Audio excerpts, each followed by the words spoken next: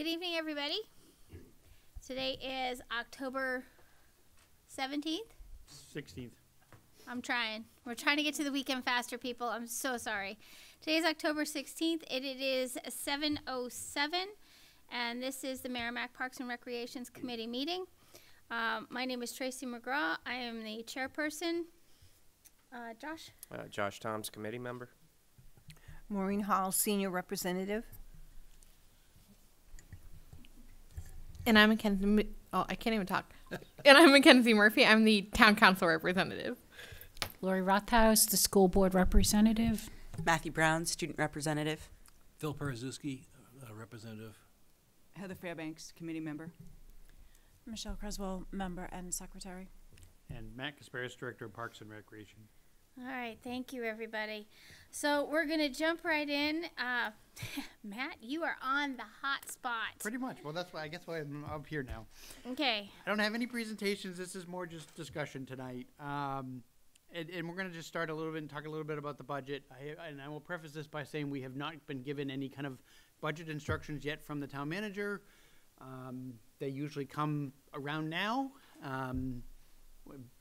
Haven't gotten them yet, so I'm going on based on my best guesstimate, on some of these things. And so, realistically, considering we're in a default budget this year, I'm expecting kind of level funded unless we can show we really need something, which is where we've been the last couple of years for the most part anyway.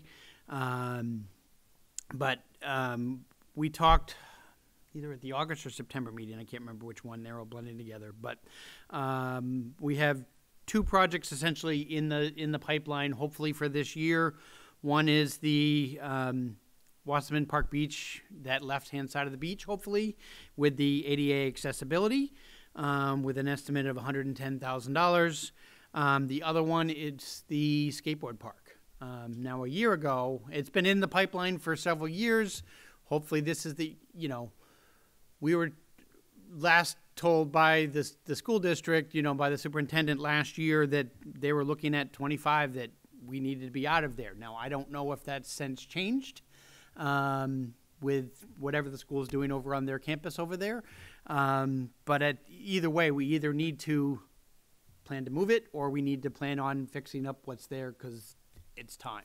I don't want to waste, $5,000-$10,000 trying to rehab something only to tear it down. And as we've discussed before, the system that's there is old. It's 25 years old now. It's got a wooden substructure. If we try to take it apart, it's not going to go back together. I can almost guarantee that. So, so right now, if we have to move it, the location this committee had identified 3 years ago, I think it was Bishop Field, or adjacent to Bishop Field, I should say, near the front, near the road. If the school district has changed their mind and we're allowed to keep it there, we can do it for about $115,000 for something similar size and scope of what's there now. We'll see as we get into budget season how that plays out. And then looking at kind of as a refresher for everybody at home and anybody that maybe hasn't been through the process a lot, we have kind of two sets of budgets. One is the kind of the taxpayer side, which is most of ours is stuff we don't have control over, insurance, electricity, water, those kinds of utilities. But the things that are in there are things like the summer concert series, 4th of July, the Halloween party, which is coming up next week, those types of things. And then all the programs that we run are self-sufficient, and they're basically self-funded by revenues from those programs. So I want to just talk about a couple of things that I'm looking at for on the taxpayer side for tonight, so it's kind of in the back of your heads. We'll obviously talk more once I've actually written the budget, once we get our instructions, so hopefully November's meeting. So first one is the summer concerts, are really starting to grow. We were fortunate we had a sponsor this year, which allowed us to bring in some bigger bands, which also in turn brought in more people. We were averaging This year, 5 years ago, we were averaging maybe 100 people a night. This year, we were about 250 people a night. So it's growing, and we want to do more. Now, one of the challenges we face is there are 5 towns around within 20 minutes of us that are also doing Wednesday night concerts. There are also 5 towns doing Tuesday night concerts. Surprisingly, the only one I could find was Salem that was doing Thursdays. And so we're actually looking at changing concerts to Thursdays this year for the first time. Just one less competition because sometimes there are bands that we want to get that we can't because of just booking availability. And 2, we want to keep drawing those crowds in. I'd love to see, some of our biggest concerts this year were, 300, 400 people. I'd love to see that every single week. And just bringing people into town, bringing people in who spend money at restaurants and, those kinds of things. Doesn't really have a budget impact, but it's concerts, so I figured I'd talk about it anyway. And I'm kind of thinking like Thursday Night Live or something, almost like precursor to, start your weekend early or, some sort of tagline along those lines. But we'll see. The other thing that may have a budget impact that I'm toying with is the Agricultural Commission in town, which disbanded 3 years ago, used to do a farmer's market. They used to do the community garden and the farmer's market. We took over the garden a couple of years ago.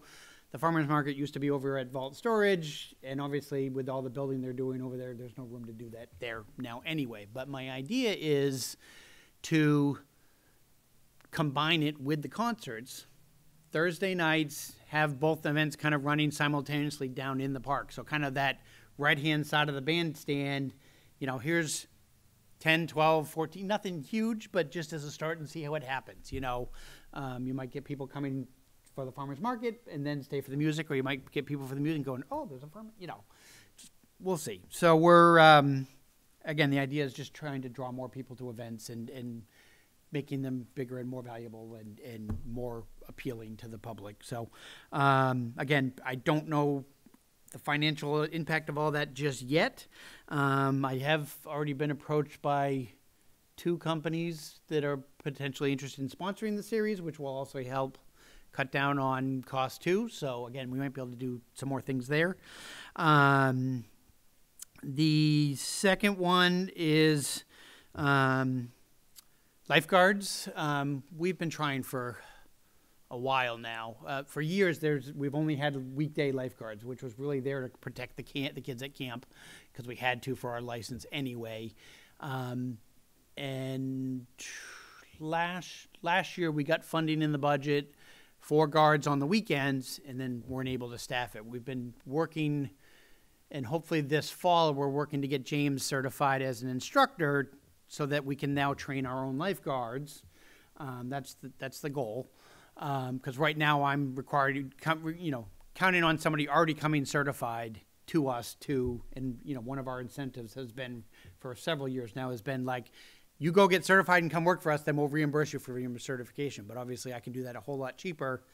Come work, come take our class, you pass, we'll reimburse you for the class at the end of the summer. So that funding was in the budget this year. We didn't spend it, but hopefully again next year we will be able to do that to get back to weekends, which will also eliminate some of the issues that occur on weekends, particularly after hours issues. We have park attendants right now, but the park attendant's not a lifeguard, and some of those issues. We also discussed back in August the idea of renting out our town boats and canoes and kayaks and things. I've had preliminary discussions with the town manager. I've talked with Primex, our insurance carrier. So it's moving forward, and hopefully we'll get that all approved this winter. And I'd much rather have a lifeguard checking out boats and can say, okay, this is how you paddle a canoe if you don't know. And okay, you need to put on a life jacket, and this is how you buckle it, and those kinds of things versus just a park attendant that's not going to necessarily know how to do those kinds of things. So that's our hope with some of that. That definitely will have potentially will have some impact on the budget. Again, if I have to cut, it's probably what I'm going to lose, but we're going to try not to because it is in there now. So hopefully that's a level funded kind of thing. 4th of July, and it's crazy to think about this already. So in 2026 is the United States' 250th birthday. And so they're already planning around the country, starting to plan bigger celebrations, and we're actually starting to think about this already ourselves for 2026. And actually this year we had to, for this year's fireworks, we actually had to sign a 5-year agreement with a fireworks company to be able to guarantee that we would have fireworks on July 4th. Because a lot of, there's a shortage of shooters and that are licensed to do this, and so we're covered on that aspect of things. But one of the things that we're anticipating, and this will be obviously up for the council to decide if they want to do this, but you know, there'll be, you know, bands that are going to be harder to get. You know, if we want to make this a big event here in Merrimack, you know, we almost need to book 25 band and 26 band at the same time, and you know, lock them in to get them to guarantee they're coming here. And I'll give you an example. Some of you know my daughter does competitive, competitive baton twirling. Her team has already been booked to do July 3rd, 2026 in Philadelphia, and July 4th in DC, which is kind of cool. Excuse me. So we're anticipating that more of that's going to be coming. Wait a second, Matt. Yes. Where are you going to be July 4th Unfortunately, of 2026? it looks like I'm going to be here missing the, you know, it is what it, we'll see. Now, I don't know, and this will be kind of up to the council to decide whether they'll appoint a special committee to plan that whole thing, like we did with the town's 275th, or if it'll be like every other year where it's me, myself, and I. I don't know the answer to that, but we'll have to wait and see. The last one is the last kind of big thing on the taxpayer side of the budget is obviously trying to move on maintenance. Right now we have a part-time 15-hour-a-week person at Wasserman Park to take care of 19 buildings. Now I do get some help from Public Works to deal with like mowing the lawns. They repair the water lines when they break. They plow the roads, you know, with the snow, you know, but that's the extent of it. And so, you know, we've been struggling for a while to keep up with the maintenance, you know, and there's certainly things that, you know, get overgrown like the dog park because we just don't have the manpower to do it. I'm told back in 2008 there used to be 1.5 full-time employees just at Wasserman Park, and then when the economy tanked that year, that was the first 2 things that were cut, is what I was told. It was before my time, but and so, you know, when I started here, you know, we were only doing 20, 30 programs a year, and Wasserman Park was basically shut down in the winter, and that was part of the argument. They're like, well, there's nothing running here, so why do we need to maintain? They used to literally shut us down, and my office was moved to Town Hall for the winter months. So the first 6 years I was here, and nothing happened over there. And then everything that would break over the winter, we'd try to fix in the spring and, you know, get some of it done. But so we're pushing for, obviously, to increase those hours. In an ideal world, it should be full-time. Until I see what the instructions are from the town manager, we'll see if I try to push for full-time this year or try to go to like 28 hours this year and then full-time a year from now. I don't know. We'll see. But that's that obviously will have an impact on the budget. And so those are kind of our big budgetary things they're kind of I'm anticipating at this point. Thoughts, questions on any of that? And like I said, part of this was just to keep you in the loop. Historically, what has happened is usually we'll get the instructions and I'll get like a week and a half or 2 weeks to submit the budget, and I may or may not have time to tell you what I'm going to do on the full budget before we meet again. So I want to those are the things that are kind of top of my head at the moment. Quick question for you, Matt. Do you have any idea or an estimate of when the town council will get to that point where they might be asking you for a budget? I mean, do you have like an estimated date? Usually we get the instructions somewhere around now. And I usually have to have them back in by, usually it's end of October, early November, somewhere in that time frame, and then usually beginning of December, I want to say, is usually when town council starts reviewing budgets. Somewhere in there, I think they're supposed to be starting to do the CIP stuff too, which I think is November, but again, they haven't published a schedule yet, so. Okay. And then obviously from there, usually Parks and Rec is usually second or third week of January when we do our full big presentation, so. But like I said, next couple of weeks are kind of awkward. We don't always meet in December, so just trying to, here's what I know at the moment. So it's fair to say that we want the moon, Yeah, pretty much. but we'll negotiate. Yeah, pretty much. Okay.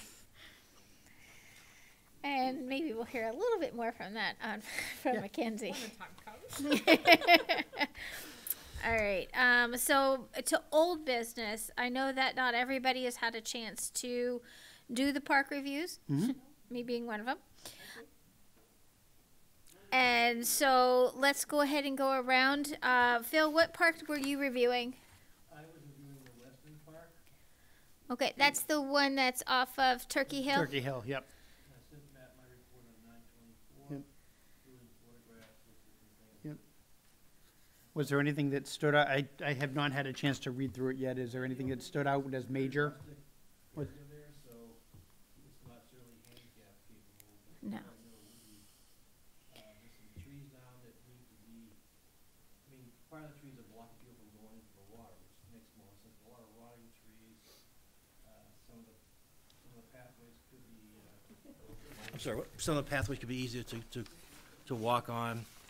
A lot of rotting trees that, at some point are gonna fall over, so, but that makes them more rustic. The signage there is great. There's the one little sign's got a plastic cover on it that just needs to be cleaned up. It's fine. No vandalism, no broken equipment. The picnic tables are in good condition. I talked about the paths already. And it just could be a safety problem with those trees. That's the other thing. And I included some photographs that I sent to Matt. Yep. Okay. All right, thanks, Phil. Sure. Matthew, did you have a park? That's okay. Lori, did you have a park you were doing? I did. I had Abbey Griffin Park. And so, so language was fine, no vandalism, no broken equipment. So improvements, I would say power washing the bandstand, and in the near future, not like maybe even this year, but I think it's going to need a paint job. There's places where you can see that. If I was to think of improvements, I would say maybe a sign on the backside welcoming people to Abbey Griffin, because we have the one at the road, where you say no no skateboards or whatever, but there could be like, welcome to Abbey Griffin Park. If we just had money, that would be nice. Which might also help with the, I still get people trying to find, say, the concerts and can't figure out where it is behind Town Hall. Right, yeah, so that's all, it's very, I'm glad there's cameras down there. I like how the courthouse has the lights all the time and there's no lights. It would be nice if we maybe had some lights that, not during concerts, but just a couple lights during just regular nights that, maybe wouldn't be, very costly. Yeah. Okay, thank you. You're welcome. Heather? I had Watson Park, which, the language and signage is fine. Any signs of vandalism? There was a little bit on a trash can.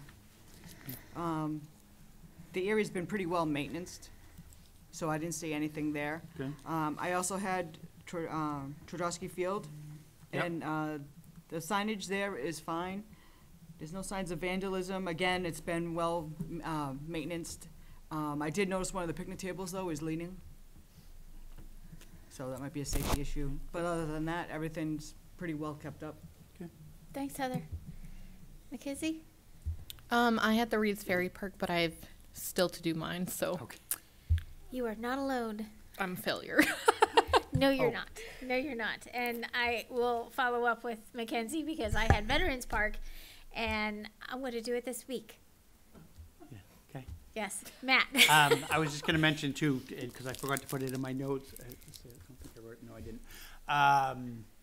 The memorial bench that this committee approved a couple of months ago, won in this past week. You So, posted a picture. I think did it was post on. a picture Yep. of it, so. It looks really nice. And the family was very happy and all that Good. good stuff, so. It took a while, they shipped the bench kit, but it didn't have any way to mount it to the ground so that it couldn't be tipped over or moved, or. Stolen. We had to order a separate part just to make it happen, but it's all good. Okay. Josh? I had Wasserman Park. That park's very well maintained out there. I didn't see any signs of vandalism. I didn't see any broken equipment. Yeah, it's like I said, it's well maintained. The only thing that drew me crazy was the colors on all the buildings. They're different shades, but that's not a necessity. But Well- other than that, it's yeah, I saw no Yeah, issues there. We switched the brown, you're talking, right? Yeah. Yeah. Yeah. We had painted, I think the first year I got there, we had painted every cabin because they were all peeling paint and gone and whatever. We had hired a company to come in and just do them all. And over the years, you know, at one point we switched to an official, I think it's called National Park Brown, for the color. And so now when I need to buy the paint, I literally go to Home Depot with the paint code and they scan it in, and so that it's, as we've been, you know, painting them over again, they'll eventually get caught up. I understand. But we that have several of concept, them though. that do need to get painted too, so. Yes, the same color. And Maureen, not to leave you out. Better not. I went to Bishop. I had Bishop there, and I wasn't alone. The police are out there, I guess, sitting out there watching, and people are using the outside bathroom. I was there, driving up in their trucks and using it, so I guess they like it. There was, the fence looks kind of yucky, Okay. if that's a word. It needs a stain, and there are a couple pieces broken. I don't know if you stained that fence. It's a brown color. Okay. But I walked around, and some of the screws are sticking out, and the grass is beautiful. I mean, beautiful. They already did the potholes. Looks like some of the potholes were freshly covered, and there's one as you come in on the right that's, you know, looks like if you hit it, you're going to have a bad tire. So, Okay. other than that, it was nice out there. It wasn't lonely, that's for sure. Nice. Michelle, I don't think you had. No, I don't think so. Matt, were there any other parks that the- we didn't have on the list? The other one, Laura Jeans gave me Depot Street Boat Ramp and Horseshoe Pond Boat Ramp. Okay.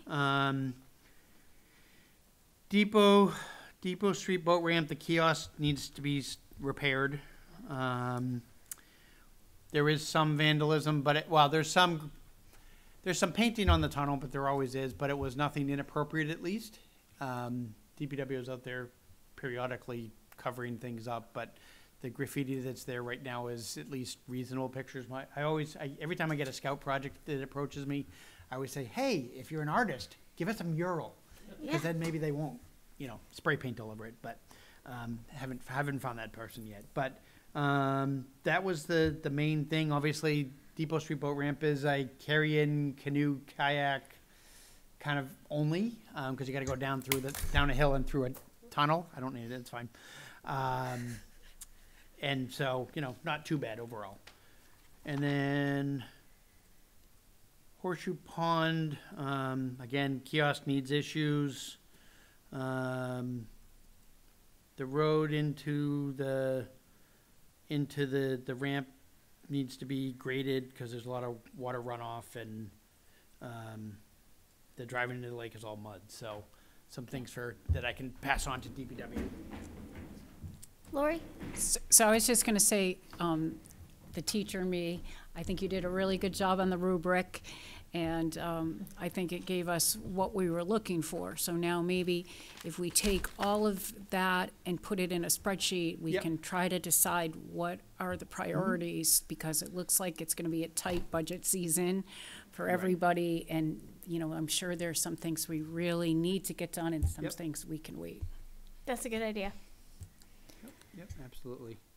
And so if you if you have stuff handwritten and you want to turn it into me tonight, or if not, if you want to email me later, just what it is, and then I'll put it into a master Excel sheet, and then we'll go from there. Aside from the 2 parks that have not been Aside from the- reviewed yet, are yeah. there any other parks that were left out? Vets, Reeds, no, I think that was everything. Okay. Okay.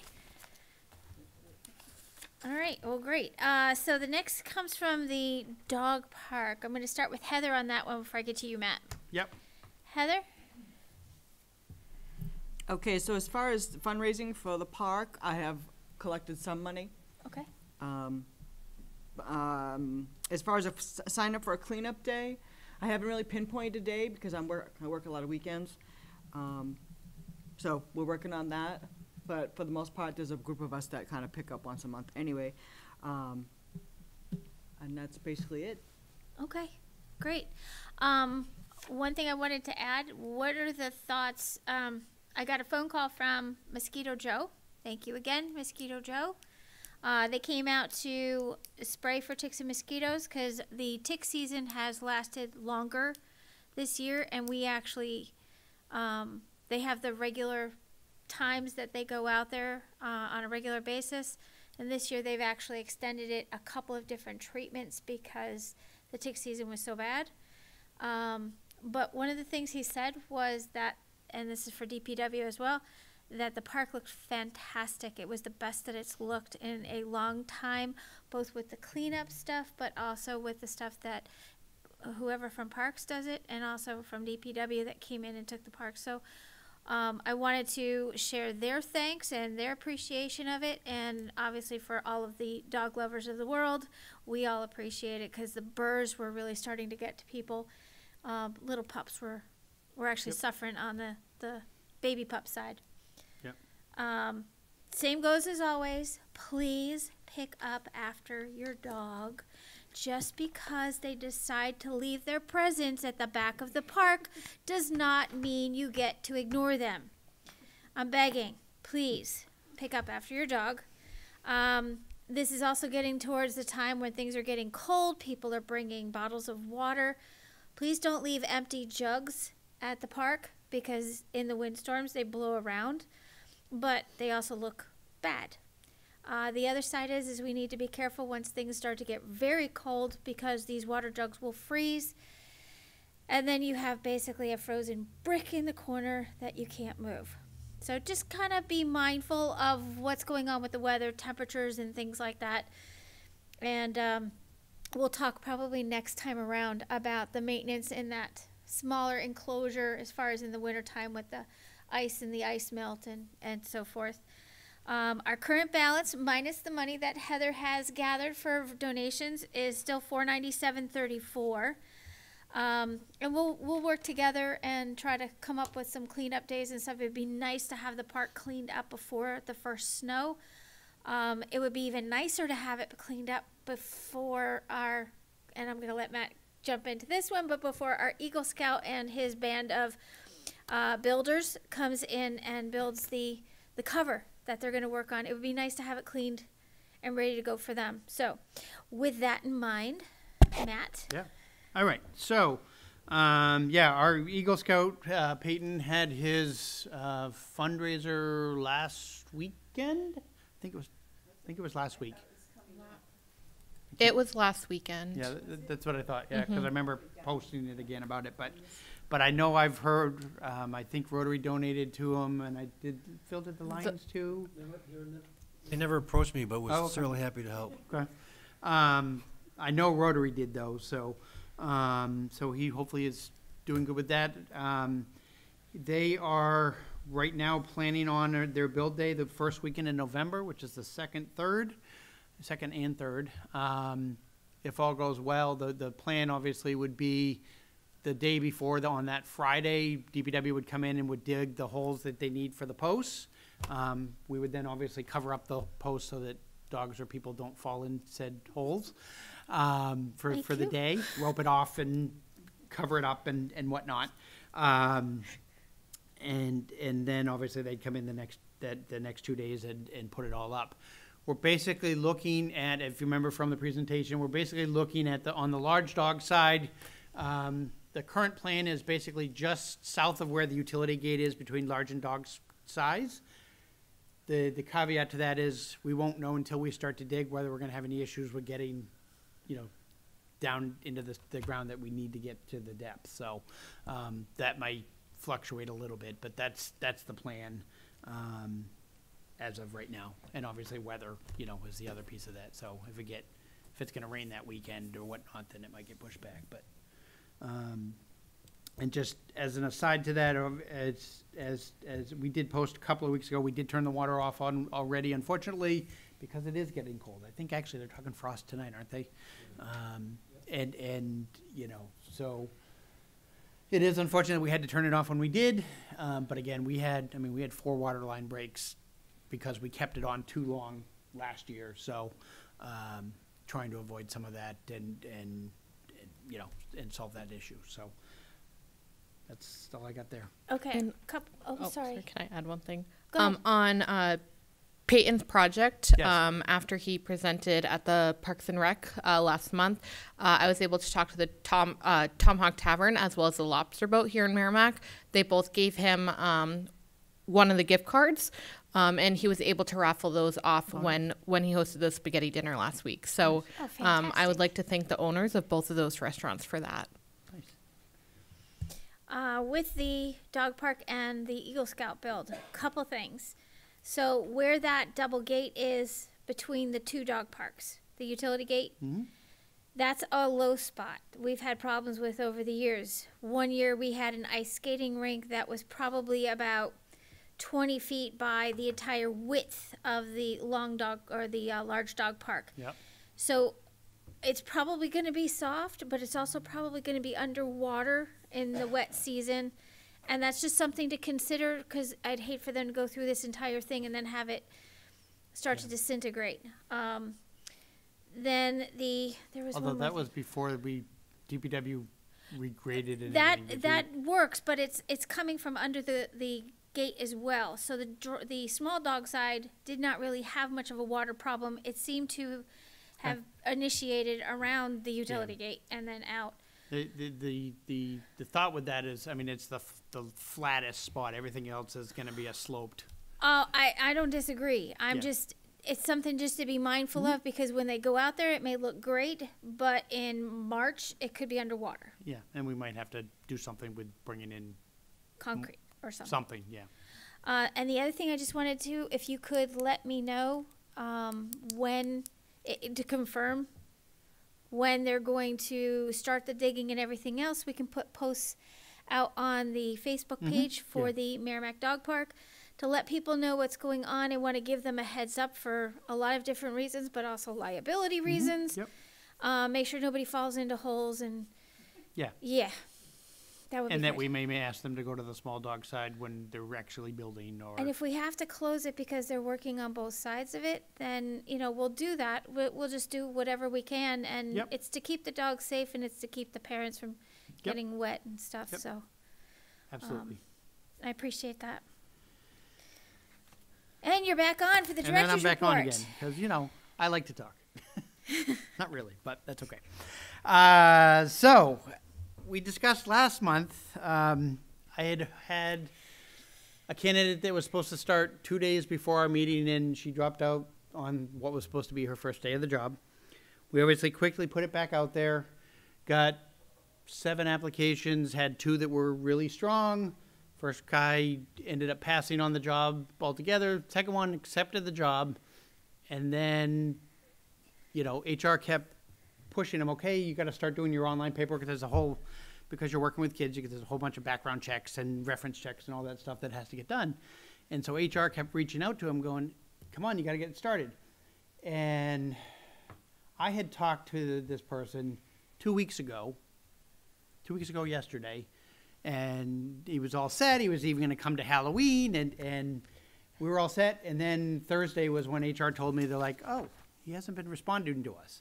So I started calling him. I gave him through the weekend.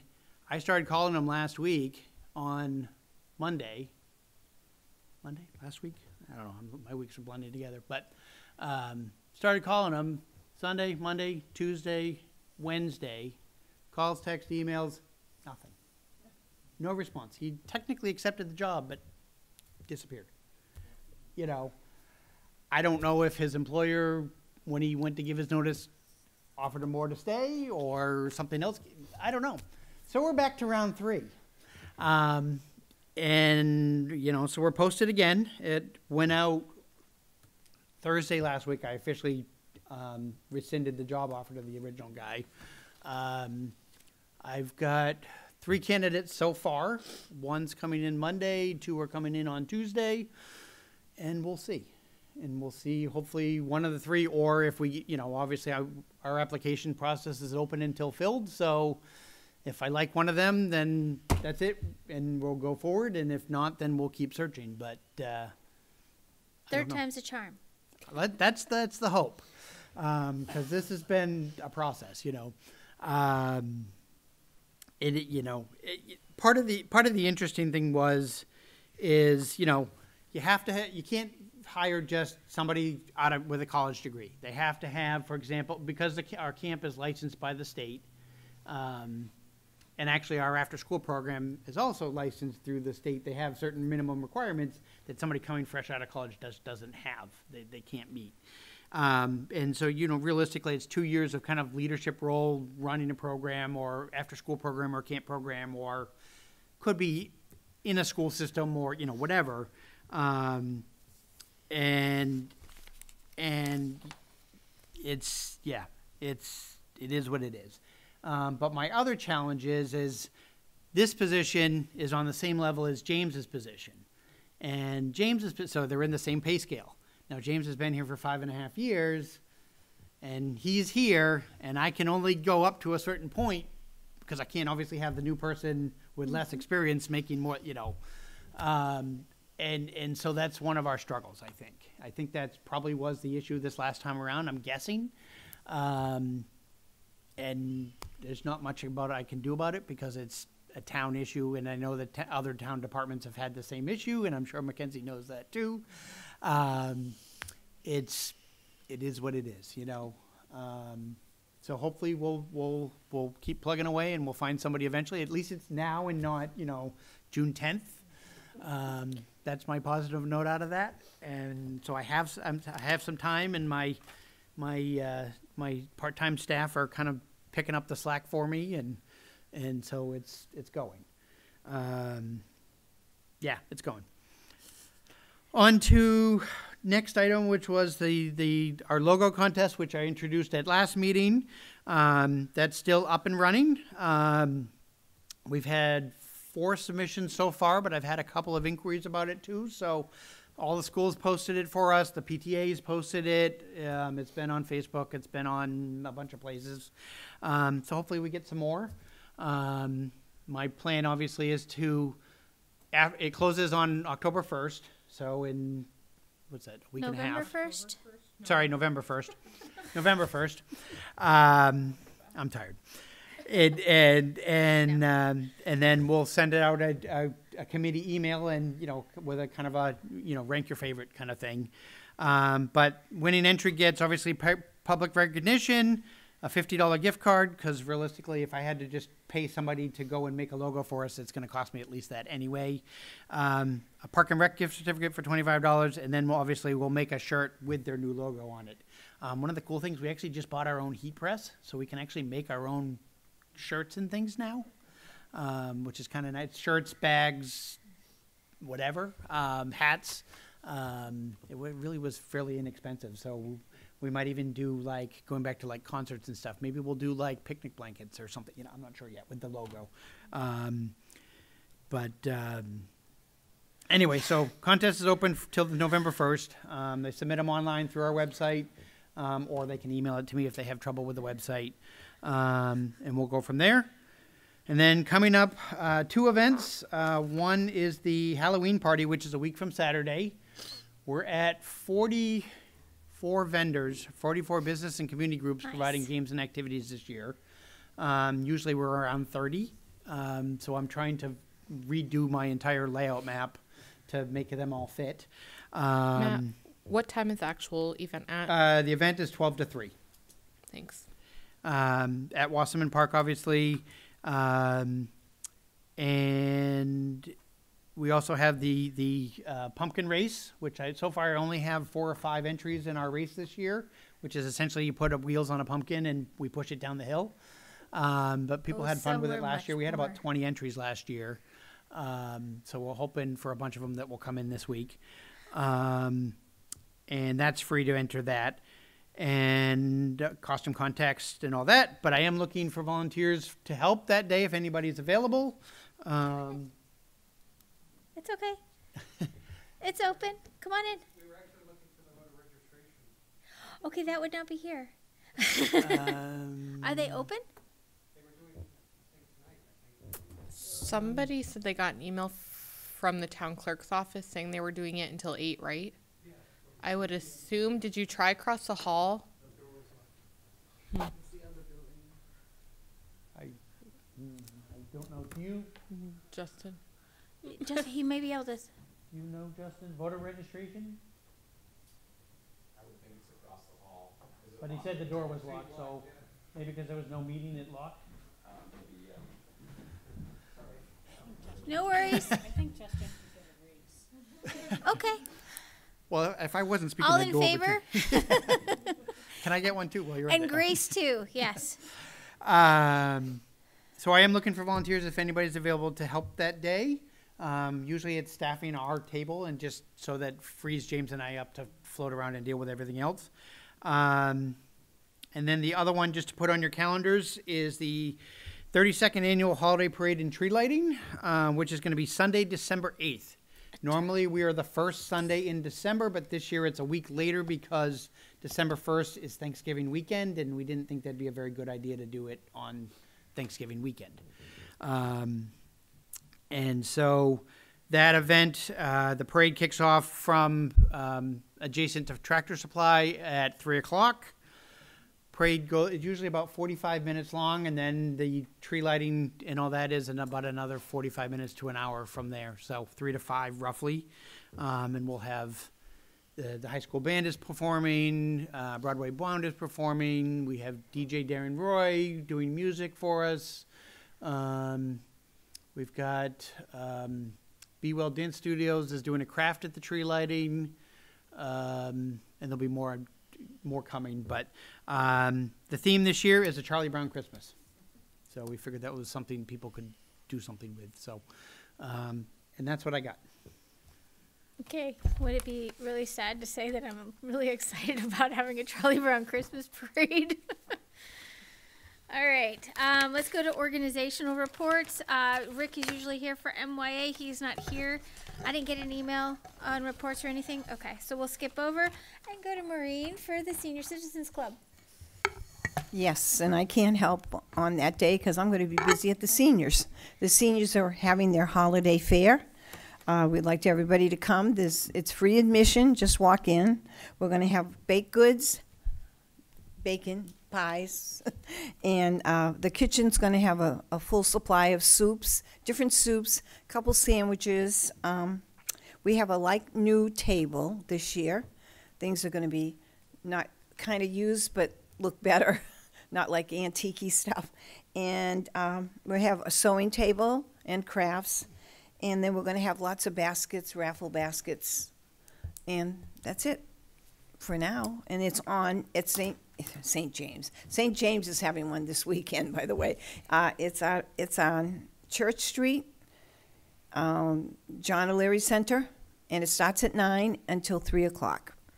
And the date on that you were talking about, because we were 26th. talking of October. Yeah, same as the Halloween party. Okay. Thank you. And All you right, guys have a- and do you guys have a blood drive coming up too, don't you? Blood drive over there? Yeah. okay. that, your microphone was off. Your mic was off. Do you want to advertise that there's a blood? Okay. Okay.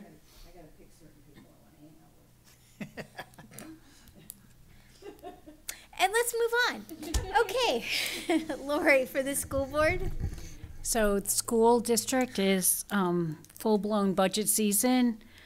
Superintendent Bill Olson is meeting with all the department heads to put together the presentation of the budget. The Planning and Building Committee last week voted 4-1 to approve the original plan for the SAU building. The building project will meet the needs currently and future needs of our school district. One of the major conversations is around the need for a conference room. Some people felt that we should cut the conference room. The superintendent was very a strong advocate that we need that conference room for teachers to be able to do professional development, to be able to have meetings. There is no meeting space right now in the schools. So we felt that it was, really important to meet the needs to put the conference room in and to put the conference room size in. All of that information is on the school district website. Also, it's very important that the fire department report finally came in on the two buildings, the green and the blue building, and I think that's an important part for the community to read. And then recently at a school board meeting, we were approving the updates to all the student handbooks, which is important. Okay. Thank you. Matthew, for student rep. All right. We've had a lot of events so far this school year. The homecoming dance was on September 21st. The Merrimack Marching Band participated in the Salem. Did I say November 21st? No, you said September. Yes, it was September. That's a very early homecoming. It was very early. Okay. Huge props to Student Council. We do a great job, the best we can with that short time frame. The Merrimack Marching Band participated in the Salem Band Show, which this year was at Pinkerton High School. It was a little confusing. That was on October 5th. We did a great job. And the Student Council classes of 2026 and 2025 ran a mattress sale right out of the high school. It was sort of like a mattress store in a high school cafeteria. It was a good fundraiser for both classes. We raised a lot of money. Oh, and then the class of 2026 is running a Krispy Kreme donut sale. So if you know any high school juniors at MHS, make sure to get your orders in by October 31st. That's it. Yum. That's all I got to say for that. Mackenzie, Town Council. Thank you, Matthew. I don't have anything from Town Council as I actually missed the last meeting. But to Lori's point, she is in full-blown budget season, as she talked about. We had the first school district budget meeting last night. We elected the new chair and vice chair. So I'll be serving as the vice chair, and Jen McCormick had been elected chair last night. So I'd like to congratulate her. And I look forward to working with the team this year. It's a mostly new team, so I'm excited to work with them and see where things go. But I just thought that I would provide that update too. Oh, great. I appreciate that. Okay, so the last thing we have, and you got them late, and I'm going to tell you why you got them late, is because I got them to Matt late. So there you go with the minutes. Just saying. I got it to him Monday night. It was before the meeting. Matt, you have a question? No, well, I have a correction. What did I do? I had printed everything. I'd already sent it out to the committee Yes. and then saw it, and I went, otherwise I would have just fixed it. But under the park reviews, Abby Griffin is spelled wrong. It listed as A-B-B-E-Y, I believe, and instead It's of I-E. A-B-B-I-E, correct. So I just wanted to fix that in Michelle will take care of that for me. Thank you.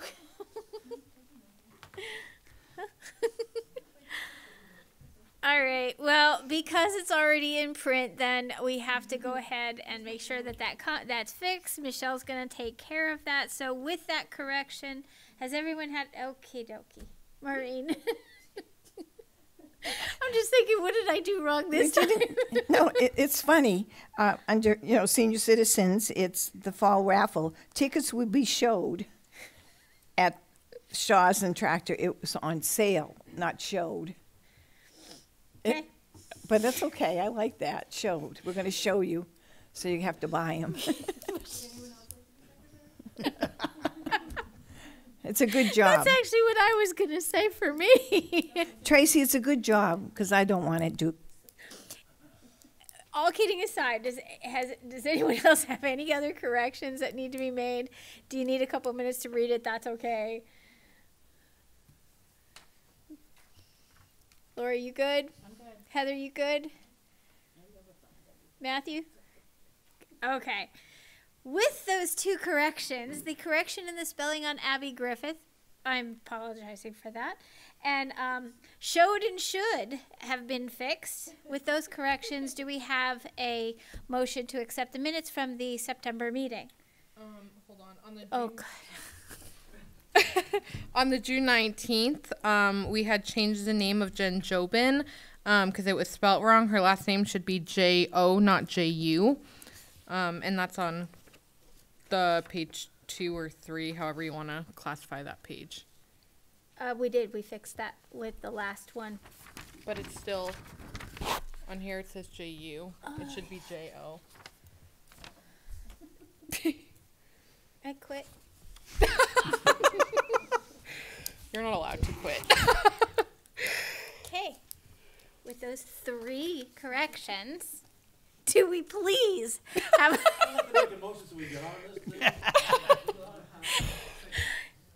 Any seconds, please. Thank you, Lori. All in favor who were here. 1, 2, 3, 4, 5, 6, 7.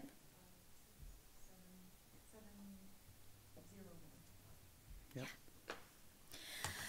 Whew. Comments from the public. There is no public. Comments from the committee, and no more comments from the committee. I'm just saying. Okay, but for real, any comments? Are you raising your hand again? I might. It's just a programming note. On our next meeting is November 20th. I didn't get there yet. Okay, I'll wait. Oh my God. You asked for a comment. Well, you gotta wait till I get there and blow it first. No, it's something you don't know. Well, but I haven't even gotten there. The next meeting is November 20th, Matt. Go ahead. As a programming note, we're going to be over in the Memorial Conference Room Okay. for that meeting instead of here, only because zoning board needs this room for some big meeting that they have that night. So Okay. we're getting bumped to go over there. So I'll remind you next month, but just telling you because you're all here, or most of you are here. Okay. Do we have a motion to adjourn? I make the motion. Thank you. Thank you. All in favor?